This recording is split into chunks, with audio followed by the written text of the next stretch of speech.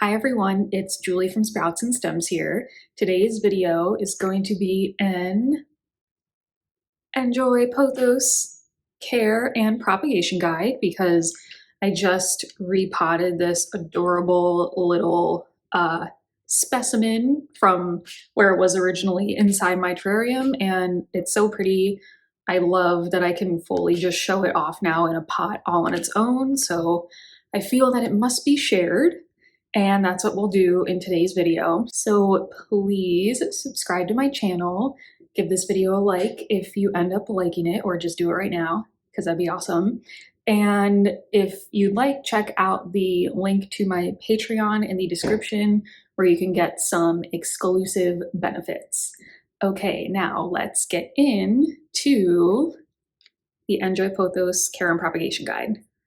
So the N'Joy Pothos is a really cute little variety. Sometimes it's called Pothos N'Joy. This was a man-made variety. You're not gonna find this in the wild. It was created for its cute variegation and smaller leaves. And the variegation is very there's no really speckles, there's no fading in and out of colors. It's literally like solid green, solid white. So it's a very distinctive look. It's just an overall really cute and easy to care for pothos variety. Bright and direct light is definitely best. A moderate amount of light is okay too. And then low light, you're gonna start to lose variegation.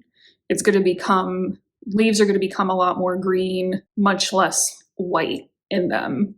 And actually, I have a pretty good example over there in that fish tank terrarium that I have. Some of the leaves are losing its even variegation and they're starting to turn more green. So I will put a photo in here so you can see an example of that. But bright and direct light is best.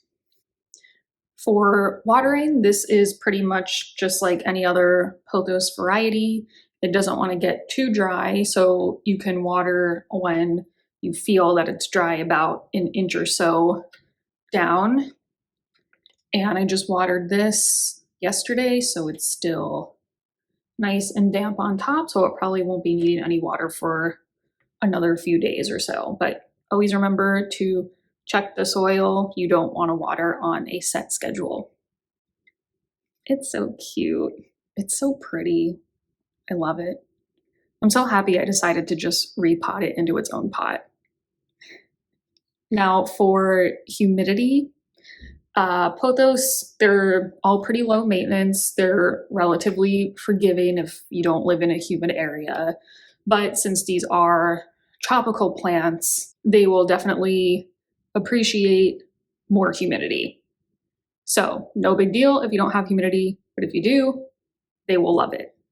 For potting mix, all you need is just a regular well-draining potting mix. Any just indoor plant potting mix that you find from the store is totally fine. And this is just some moss that I put on top that was from the terrarium that was in, because I kind of just took the root ball and plopped it in the pot, and then I figured the aerial roots that are sticking out might like some of the moss. So you don't have to use moss. I just put this on top because I had it already. For repotting, you can pretty much just repot this. Loud, annoying car. You can pretty much just repot this when it gets root bound. Pothos don't really like to get too root bound, so just check once a year or so when you're doing your repotting for other plants. Just check to see if there's roots coming out of the drainage holes, searching for some more space to continue growing. And if there is, you can repot your pothos into a pot that is the next size up from its current pot.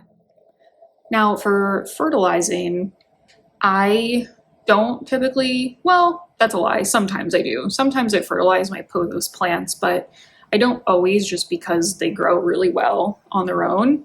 But you can totally fertilize your N'Joy Pothos with just a general indoor plant fertilizer, and you can do that once to twice a month during the growing season, which is the spring and summer. And that concludes the care portion of this video. So now we'll do a quick little propagation tutorial. Yep, it's pretty much exactly the same as propagating any other pothos or plant, vining plant.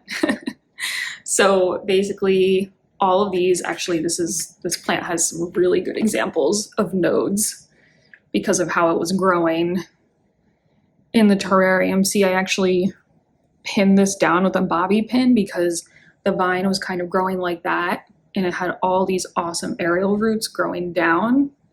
So I just pinned it so it would grow into the soil. So each one of these where there's a new leaf or an aerial root are nodes. New growth comes from the nodes. As you can see, all the different growth points and growth coming from the nodes. So you want to cut off a piece of the stem. We could just use the bobby pin for reference because it's actually in a pretty good spot. Cut off the piece of the stem right below a node. You can see it's in between two nodes, so you're cutting it off right below a node. Then you take this piece that is cut off and you stick it in water or soil or sphagnum moss, whatever you prefer. And after some time, roots will start to grow from that node. And that's basically it. You just want to make sure that the node is underwater if you're using water. So make sure to refill the water as it evaporates. Or if you're using a dry medium like potting mix or sphagnum moss, you just want to keep that lightly moist as the roots are developing. How long the roots take could take a few weeks. It just depends on the plant and the environment and time of year. There's no set amount of time it'll take for roots to grow, so don't get frustrated if it seems like it's taking a long time. Keep it in bright to medium, indirect light, the same conditions that the plant would naturally want. Now so we took this part off the plant, right? Hypothetically, the bobby pin, we took this part off. So you have this nub that's left over on the plant.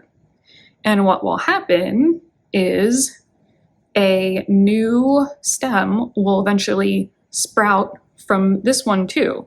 So just like roots are going to sprout from here, a new stem will sprout from here. And I have an example of that also on this plant. See,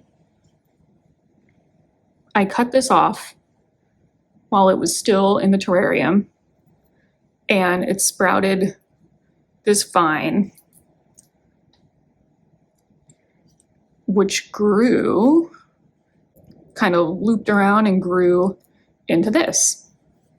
So eventually the vine you cut off will be replaced by new growth on the plant. So that's how that works, and that's pretty cool. Just remember that growth always comes from the nodes. That's the key to all of this. I hope you like this video. This is just such a cute, pretty little plant. I really just wanted to give it its own video because I feel like it deserves it. Thanks so much for watching, everyone. Please subscribe to my channel so you don't miss any planty content.